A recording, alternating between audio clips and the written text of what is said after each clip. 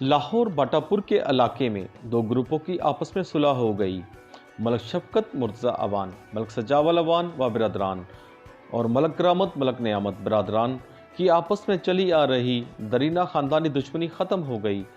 گزشتہ روز آغا امداد علی خان کے ڈیرے پر chairman Punjab P T U Qaiser Butt Lakhu Dher, Sahibzada Faiz Sultan, رہنما P T I Malik Javed Anwar Awan, Imran Qureshi عرف منا بھائی نے علاقے میں ہونے والی دو خاندانوں کے درمیان درینہ دشمنی ختم کرا کے آپس میں صلح کرا دی۔